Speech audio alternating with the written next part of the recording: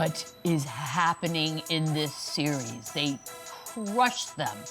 T-Wolves just shut it down, 106-80. No Rudy Gobert. Edwards with 27 and 7. Cat with 27 and 12. Jokic 16, 16 and 8. And Murray had 8 points, 13 rebounds. The defense for the Timberwolves is annoyingly swarming, and they held them to a season-low 80 points and 16 turnovers. All of that without Rudy Gobert, by the way. It's one thing to win 2 of these games in Denver. It's another thing to do what they did last night. What do you take away from this? This is one of the best defensive performances I've ever seen in my entire life. And this team's been doing it all year long, so I don't know why we continue to be surprised by it. But yes, look at that. This was to do this again without Rudy Gobert, to force that many turnovers against this offensive team in particular that has dominated the NBA over the last couple of years, and with just literally taking Jokic out of his comfort zone, taking Jamal Murray. He's been an absolute non-factor this series, and sometimes they're playing taking off. I think we're in the ocean. It's to give up 80 points. I mean, this is the Nuggets usually have 80 points in 3 quarters. Yeah. It's just an unbelievable dominant performance. The way they do it, you could just tell they have more fun on the defensive end than they do on the offensive end, which is crazy because they're so electric on the offensive end too now. And it took me a while, but man, it is hard not to believe in this team because defense travels, and we always talk about the game in the playoffs slowing down. Possessions are more important.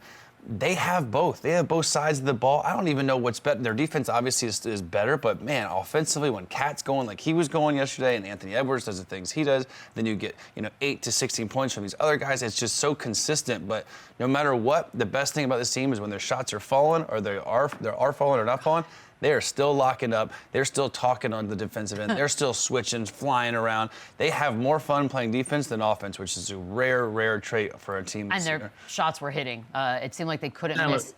Good Lord. Speaking of having fun playing defense, there was a possession in the second half I saw last night. Jamal Murray pushed off of Alexander Smith, and he stood there. And he laughed with this cynical grin, and he got back down in his defensive stance. And I said, damn, he's really excited about playing defense. Like, they really want to get stops. This is something that they really love doing. So if you're a basketball fan and you've been complaining that the NBA, they don't play defense, they don't do this, this Minnesota Timberwolves is the team for you to get behind. This is the team for you to watch. And it made me, even though, and we said we weren't going to jump the gun. But yesterday, watching them play defense, I couldn't help but think, damn, I can't wait till they match up with Oklahoma City. That's going to be a series where some high-level young players are going to play defense. We might see an 85-point game.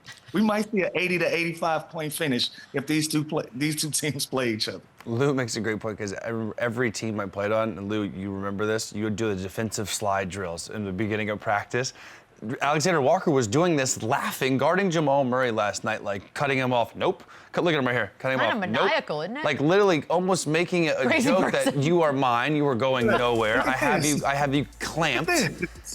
You are doing nothing. That's terrifying. And he's just laughing in his face. It's unbelievable that this gives. That's what I'm talking about when they're saying they have more fun on the defensive end. Yeah. This gives them more joy than like an ant poster or a dunk. It's like the charges they take, the double teams they get, the steals they create, the turnovers. It's unbelievable. I've never seen a defensive performance like this. And no one plays defense. It's all effort. It's all energy. Chris Finch has instilled this. Rudy Gobert, we shit on him last year. Everybody did. Everybody did. He's instilled this whole defensive mindset culture that no matter what happens on the other end, we can still beat any team in this NBA because we can lock up and defend. And it starts with him. So the fact they did this also without him just shows how contagious and how much of now this isn't just it's not a game. This is the lifestyle. This is how they play every single night with or without their defensive player. I love the KG tweet, like defense that sells tickets is a funny phrase, and yet it works here. Shams, we mentioned Rudy Gobert a couple times there. Obviously, he wasn't in this game last night, personal reasons. Mazel. Will he be in game 3? Yeah, so he had the birth of his child, first newborn child, a son, and he actually tried to fly and make it to the game in Denver. He tried to fly throughout the day yesterday, but weather conditions in Denver, also in Minnesota, supposedly it was super windy in Denver. Flights were being delayed. He did not make it for the game. I think everyone obviously expects him to play in Game 3 in Minnesota. They're going to go for a 2-0 series lead. But like Chandler said, the fact that they were able to have that type of defensive effort without the potential defensive player of the year, we'll know who that will be tonight after shout out Michelle. Wemby won Rookie of the Year last night. But I will say, I think it's a kudos to Chris Finch and the culture that he's developed for the defense to be contagious, and also Naz Reid. There's not really much of a drop-off with him on the defensive end. Congrats, Wemby. Enjoy your Thank you. Enjoy your Thank crepes you. in Paris tonight while Chet's playing in the playoffs. Merci, merci. Crazy to me, though. I didn't see that coming. Unanimous? Unanimous, 1 of 6. Guys, remember when you thought it was Chet? That was a great time. I still don't. I'm with Lou. Unanimous? Like, that's nuts to me. That's offensive. You know what that means? It means nobody voted for Chet. Does Gronk know what that means? No, Gronk does not know what it means. Watch the roast. Let's talk Nuggets for a second here, because honestly, like, this has been awesome, and it's a great story in the Timberwolves. But to see that game play out the way it did last night, it was all bad. Like, it got really physical. It got weird. Michael Malone lost his mind at one point, which I thought he was not only going to get a T, just go to your car. And he didn't. Yes. Like, that is close. This is Mark Davis, too, which Mark Davis Right? usually is the biggest prick of all of them. And he why? has a short temper. I think, obviously, something happened here where I don't think Mark agreed, obviously, with the way he reacted. But I'm with you, Michelle. I thought he's going to get tossed, and he didn't even get a tech. And I remember they went to like commercial break, and they came back, and they weren't shooting free throws. I'm like, wait. Yep. No, that didn't just happen. I know. We've seen people get teed up for way less. Yeah, I earned a new respect for Mark Davis last night after that, because I felt like Mike Malone yelled at him. It sounded like something he didn't enjoy it, and he yelled back. So once you yell back, it becomes personal. It's not about basketball. This is man-to-man. And he took himself as a referee outside of that confrontation, outside of that situation, and he made a business decision. You said what you had to say. I said what I had to say. Let's get back to hooping. And so I can appreciate Mark Davis for that.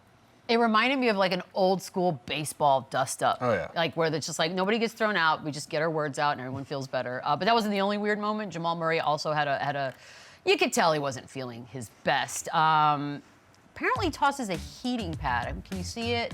Yeah. Heating pad right there at a ref from the bench. Yeah. How does that? This is gonna be a fine, honestly. And this is just, this is uncalled for. This is dangerous. Someone could slip on this. Someone could fall on this. This is not cool at all. I don't care how frustrated you are. We get pissed when fans do this, when they throw shit on the court. Now a player's doing it because he's not getting his way, like he's having a temper tantrum. Like you can't do this, dude. You're having a bad game. Don't capitalize on that with jeopardizing, first of all, the health of one of your teammates sleeping on that, one of the opposing teammates sleeping on that. This is inexcusable. I think there'll be a hefty fine. Yeah, I'm wondering, Shams, are we expecting some sort of discipline for the heating pad incident? The league obviously will look at, clearly they're going to have to look at it, but when you look at the play, to me, it just shows the frustration throughout that Denver roster, throughout the coaching staff. Mike Malone, you have Jamal Murray. Not only the heating pad, there was also another video that surfaced where he threw a towel, apparently. I don't think the referees knew that he was throwing it either in their direction or on the court after the game. In the referee report, they said they didn't realize, and if they did, they would have given him a technical foul. So not an ejection, but a technical foul. And I'm told even after the game, referees believe that he did it out of frustration, not necessarily throwing it at them, but this is something the league will have to look at today. Yeah, when I saw, I thought maybe he was throwing it to the ball boy and like it slipped out of the towel. No, you can this see is his like face. an actual frustrated throwing it, and you see guys all the time. Steph Curry takes his mouthpiece out and throws it and gets. This is a big ass heating pad. Yeah, that could have made a problem for somebody. This is not good. This is what good defense does to you. All of these guys are frustrated, and trust me, nobody's cheating you. Nobody's cheating you. These guys are locking up. They're taking pride in locking y'all it up. And this is the first time you're getting a taste of your own medicine. You're the defending champions. This team wants your spot, and they're there to take it. And these guys are playing defense from top to bottom. And when they're done playing defense, they're putting hella pressure on you on the offensive end with some of the best basketball players that you can think of in Minnesota at the head of a guy named Ant-Man. So you're not getting cheated. The referees aren't on your side. No. Your coach is supposed to be ejected for what he did, and he got out of that without a technical foul. If that's not some leeway, I don't know what else is. So no, you're not getting cheated. You're just getting your ass kicked. Yeah, I'm surprised we haven't heard from Draymond yet. Like, I'm sure we will today. But Jamal, yeah, he's just frustrated. He's 3 of 18. He's got 4 turnovers. They're Yeah. getting their absolute ass kicked. Like, there's Like no punched in the mouth. There's no room for this. You can't do this. By the way, he had more. If you think we're done with Jamal, we're not. There's more because the frustration didn't stop there. There's another thing. He throws up a sign. I guess we can try to argue, is this the money sign? Because if it is, this is what Rudy Gobert got fined $100,000 for. So what is that? Is that just nothing? I can't tell. Nah, he snuck it in. He snuck it in. Yeah, this is like a fadeaway. He didn't say it with his chest like Malone. No, yeah, it's Because obviously there's banter with refs, right? You can just say, "Oh, fine me," or it's just money, like basically like insinuating like it's nothing to me. I think is where he was getting at. But again, now you're being like rude. he's just mad. Look, I get it. You're at home. Now you're getting being killed. personal, basically calling yourself rich and the refs poor. Like this is just a bad decisions from Jamal Murray. And they're rich as well too. So Yeah, Are they? they're comfortable. Let's do a whole hour on that someday.